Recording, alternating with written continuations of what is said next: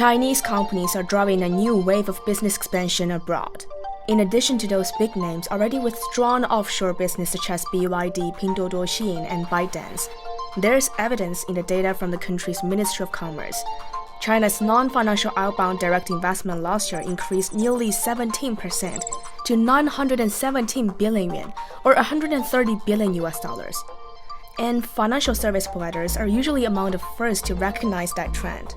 在去年的整体规模上，我们海外业务基本是20%到30%左右的一个增长。This Shanghai-based Fintech company is one of the players making this push.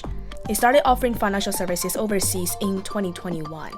目前看，我们已经是超过了将近30个国家，150多个币种。And so far, its business has grown by more than 50%. Financial service providers' rush to expand abroad isn't just about the search for new clients. It's also a result of the increasing number of Chinese firms from various industries that have grown their footprint outside of China. 前几年大家还是聚焦在做进口跟出口的贸易电商包括像海外的亚马逊平台，包括像eBay等等，以海外平台为主。这几年我们中国出海企业也有了自己的一些平台。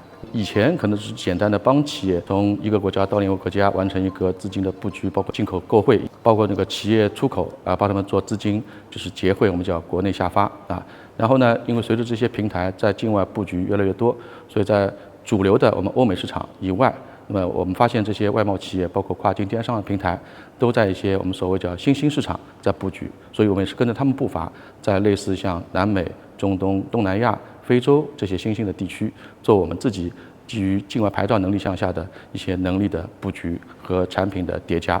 A recent report released by consulting firm KPMG shows 60% of surveyed fintech companies have already expanded or have plans to get their business abroad. That represented an increase of 8 percentage points. 2/3 of them have already started their offshore business. And it seems this growth has only started as more companies are planning to expand abroad. By being closer to the market, you can get the final product price to be lower. There are also companies that are experiencing declining competitiveness if they choose to stay at home.